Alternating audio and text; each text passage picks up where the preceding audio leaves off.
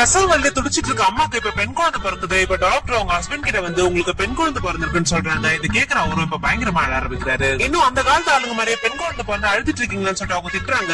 நான் அழுறதுக்கு வேற ஒரு காரணம் இருக்கு டாக்டர்னு சொல்லிட்டு இப்ப வெளியே நின்றுட்டு இருக்க இவங்க ஊர் மக்கள் கிட்ட எனக்கு பெண் குழந்தை பிறந்திருக்குன்னு சொல்றாரு. இது கேக்குற அவங்களை இப்ப ஆடி பாடி கொண்டாட ஆரம்பிக்கிறாங்க.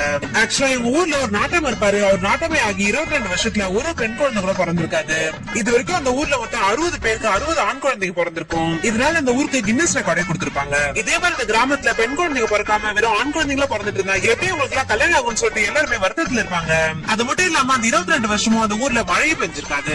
அப்பதான் இந்த ஊருக்கு இந்த பெண் குழந்தை பிறக்குது. இப்ப மழையும் பெய்ய ஆரம்பிக்குது. இப்ப பஞ்சாயத்து கூட்டி இந்த பெண் குழந்தை வளர்ந்ததுக்கு அப்புறம் இந்த 60 பேர்ல யாராவது ஒருத்தவங்க செலக்ட் பண்ணி கல்யாணம் பண்ணிக்கலாம்னு சொல்லிட்டு சொல்றாங்க. அது மட்டும் இல்லாம இந்த பெண் குழந்தை இந்த ஊரை விட்டு வெளியே போக கூடாது. இந்த பெண் குழந்தை தான் இந்த ஊரோட அதிர்ஷ்டம் சொல்லிட்டு சொல்றாங்க. இது சரின்னு சொல்லிட்டு இந்த பொண்ணோட அப்பாவும் என் பொண்ணு ராஜா மாதிரி வளரணும்னு சொல்லிட்டு அந்த குழந்தைக்கு இப்ப ராஜானே பேர் வைக்கிறாரு. அது மட்டும் இல்லாம நாட்டாமையோட வீட்டுல தான் என் பொண்ணு வச்சு வள பண்ண சொல்லிட்டாரு.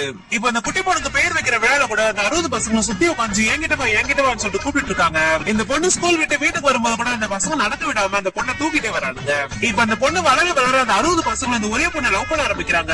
ஆனா அந்த பொண்ணுக்கு எப்பனாச்சும் நம்ம இந்த ஊரை விட்டே போயிடணும். இந்த 60 பேர் இல்லாம வெளியூர்ல இருந்து ஒருத்தர் நம்மள இந்த ஊரை விட்டு கண்டிப்பா கூட்டிட்டு போவான்னு சொல்லிட்டு கனவு காட்டிட்டு இருக்கா. இப்ப இந்த பொண்ணு 12th ஃபர்ஸ்ட் கிளாஸ்ல பாஸ் பண்ணிட்டா. இப்ப வெளியூர்ல போயிட்டு காலேஜ் படிக்கலாம்னு சொல்லிட்டு கேட்டா நீ இந்த ஊரோட பொக்கிஷம் அந்த ஊரை விட்டு நான் உங்களை வெளியே அனுப்ப மாட்டேன்னு சொல்லிட்டு சொல்லிட்டாங்க. கார்த்திக்ன்ற ஒரு சிவில் இன்ஜினியர் அவர் ஆபீஸ்ல ஒர்க் பண்ணிட்டு இருப்பாரு. அவருக்கு எப்படினாச்சும் ஒரு பெரிய அபார்ட்மெண்ட் கட்டணும்னு சொல்லிட்டு ஆசைப்படுவாரு. இப்ப அவர் அந்த கிராமத்துக்கு ஒரு பில்டிங் கட்டுறதுக்காக அனுப்புறாங்க. இப்ப ஒரு கூடயே ஒரு அசிஸ்டன்ட் அமைச்சிருப்பாங்க. அவர் கார் ஓட்டு போது தெரியாம தூங்குனால அந்த ஊர்ல இருக்கிற ஒரு ஆலமரத்துல போய் மூத்திடுறாங்க.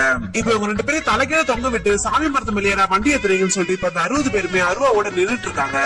உங்க ஊருக்கு பில்டிங் கட்டணும்னு சொன்னீங்களா, அதுக்காக தான் வந்திருக்கேன், தயவு செஞ்சு இறக்கி விடுங்கன்னு சொன்னதுக்கு அப்புறம் இறக்கி விடுறாங்க. இப்ப அந்த இடத்துக்கு நாட்டவன் வந்து நீங்க எங்க பில்டிங் கட்டணும் நான் காட்டுல வாங்கன்னு சொல்லி கூப்பிடுறாரு. இப்ப அங்க இருக்கிற அந்த 60 பேருமே இவனை பகல்ல உலக விட்டா ராஜா பார்த்தா இன்னத்துக்கு ஆகும், அதனால ராத்திரியில அவன் பில்டிங் கட்டணும்னு சொல்லிட்டு சொல்றாங்க. யாரா அந்த ராஜா எதுக்குதான் இப்படி பண்றீங்கன்னு சொல்லிட்டு நம்ம ஹீரோக்கு ஒண்ணும் புரியல. சரி பில்டிங் கட்டணும்னு சொன்னீங்களா, அப்படி என்ன பில்டிங் சொல்லிட்டு கேக்குறாரு.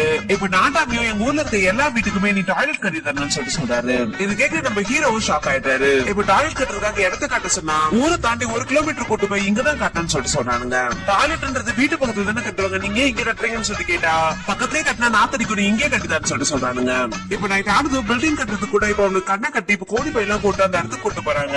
எங்கடா வேலை சேர்த்துக்கு ஆளுங்களை காணும்னு சொல்லி கேட்டா அந்த 60 பேர் போய் நாங்களே அந்த பில்டிங் கட்டி தரோம் நீ எப்படின்னு சொல்லிட்டு சொல்லி தரேன்னு சொல்லிட்டு சொல்றாங்க. எப்படி வேலை செய்யணும்னு சொல்லிட்டு சொல்லி கொடுத்துட்டு இருக்கும் போதே ஒருத்தர் செங்கல் மேல ராஜான்னு எழுதுறான், இன்னொருத்தர் ராஜான்னு எழுதிட்டு சுத்தி செங்கலால கட்டுறான். அது மட்டும் இல்லாம 3 மணி நேரம் மட்டும் தான் வேலை செய்யறானுங்க. அதுக்கப்புறம் நைட்டு தூங்கலாம் கண்ணுக்கு டார்க் சர்க்கிள்ஸ் வந்துடும், ராஜா சைட் அடிக்க முடியாது, அதனால நாங்க போய் தூங்கணும்னு சொல்லிட்டு போயிடுறாங்க. 60 பேர் ஒரு பொண்ணை லவ் பண்றாங்களே, அந்த பொண்ணு பார்க்க ரொம்ப அழகா இருப்பாளுன்னு சொல்லிட்டு நம்ம ஹீரோவும் அந்த அசிஸ்டன்டும் அந்த பொண்ணை பார்த்தே ஆகணும்னு சொல்லிட்டு நைட்டோட நைட்டா இப்ப செவரு இருந்துச்சு அந்த வீட்டுக்குள்ள போய் பாக்குறாங்க. பட் அந்த பொண்ணு அந்த வீட்டுல இருக்கவே மாட்டா. இப்ப ரிட்டர்ன் வரும்போது அந்த பொண்ணுமே இப்ப செவரு இருந்துச்சு உள்ள வர பாக்குறா. அப்ப தெரியாது நம்ம 2 பேருமே இப்ப கிஸ் பண்ணிப்பாங்க. இப்ப அந்த ஊருக்கு டாய்லெட் கட்டி தரதுக்காக நம்ம ஹீரோவும் கண்ணை கட்டிக்கிட்டு அந்த ஊர் ஆளுங்களுக்கு டாய்லெட் எப்படி கட்டணும்னு சொல்லிட்டு சொல்றாரு. அவங்களும் அதே மாதிரி டாய்லெட் கட்டிட்டு இருக்காங்க. ஒரு வழியா அவங்க கட்டி முடிச்ச டாய்லெட்டை பாக்கலாம்னு சொல்லிட்டு உள்ள போய் பார்த்தா பாக்குறவங்க எல்லாம் சிரிச்சுட்டு வெளியே வராங்க.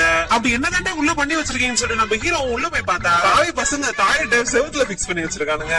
இன்னொரு டாய்லெட் குள்ள போய் பாக்குறாரு, பார்த்தா அந்த டாய்லெட்டை ஊஞ்சல் மாதிரி கட்டி வச்சிருக்கானுங்க. இதை பார்த்து நம்ம ஹீரோக்கு செம கோவமாயிடுது. இதோட கண்ணை கட்டிட்டு வேலை செய்யற மாதிரி தான் நான் இந்த வேலையை செய்ய மாட்டேன்னு சொல்லிட்டு சொல்லிடுறாரு. சரி ஓகேன்னு சொல்லிட்டு வேற வழி இல்லாம ஊர் அவங்க ஒத்துக்கிறாங்க.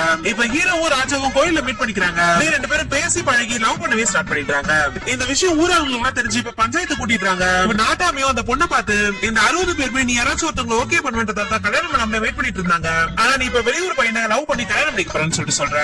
நீ அந்த பையனை கூட கல்யாணம் பண்ணிக்க, ஆனா அதுக்கு முன்னாடி இந்த 60 பேருக்குமே பொண்ணு பார்த்து கல்யாணம் பண்ணி வச்சுட்டு அதுக்கப்புறம் கல்யாணம் பண்ணிக்கணும்னு சொல்லிட்டு சொல்லிட்டாரு. நம்ம ஹீரோ ரிட்டர்ன் இப்ப ஹைதராபாத்க்கு போறாரு. இப்ப இந்த பொண்ணுமே இந்த 60 பேருக்குமே பொண்ணு தேடுறதுக்காக ஒரு கூடிய கிளம்புறா. மாப்பிள்ளை இல்லாம எப்படி பொண்ணு தேடுவீங்கன்னு சொல்லிட்டு இப்ப நாட்டாமையும் இந்த 60 பேரையும் அவங்க கூடிய அனுப்பிச்சு வச்சுட்டாரு.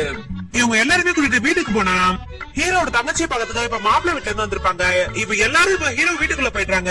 இதை பாக்குற ஹீரோட அப்பா பயங்கரமா திட்டிட்டு இருக்காரு. இதனால நம்ம ஹீரோ ஐடியா பண்ணி அங்க இருக்கிற எல்லா அபார்ட்மெண்ட்லயுமே பெருக்கிறது கூட்டுறது சாமான் தரக்குறதுன்னு ஆளுக்கு ஒரு வேலையை வாங்கி கொடுத்துறாரு.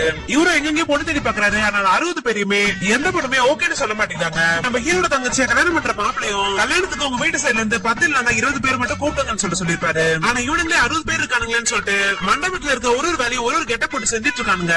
கெட்ட போறதுக்கு ட்ரெஸ் இல்லன்னு சொல்லிட்டு இப்ப மாப்பிள்ளை ட்ரெஸ் தூக்கிட்டு போயிடுறானுங்க. இதனால மாப்பிள்ளைய காண்டாகி இவனுங்களா யாருன்னு சொல்லிட்டு பிரச்சனை பண்ணிட்டு இப்ப கல்யாணமே வேணாம்னு சொல்லிட்டு கேன்சல் பண்ணிட்டு போயிட்டாரு. இதுல நம்ம ஹீரோ கோவப்பட்டு இந்த பொண்ணு எனக்கு வேணாம் இங்க இருந்து கிளம்புங்கன்னு சொல்லிட்டு திட்டாரு. பார்த்தா அப்பான மண்டபத்துல ஃபயர் ஆக்சிடென்ட் நடந்துட்டு உள்ள இருக்க எல்லா சொந்தக்காரங்களையும் இந்த 60 பேர் தான் காப்பாத்துவாங்க. இதனால தங்கச்சி கட்டிக்க போற மாப்பிள்ளைய சமாதானம் ஆயிடுவாரு. நம்ம ஹீரோவே இப்ப சமாதானம் ஆயிடுவாரு. கடைசியில பார்த்தா ஹீரோயினே காணாம போயிருப்பா. பொண்ணுங்களை கடத்தின கும்பல் தான் இவங்களை கடத்திட்டு போயிருப்பாங்க. எப்படியே நம்ம ஹீரோவும் அந்த 60 பேரும் சேர்ந்து நம்ம ஹீரோயினையும் கூட இந்த 60 பொண்ணுங்களை காப்பாத்திருப்பாங்க.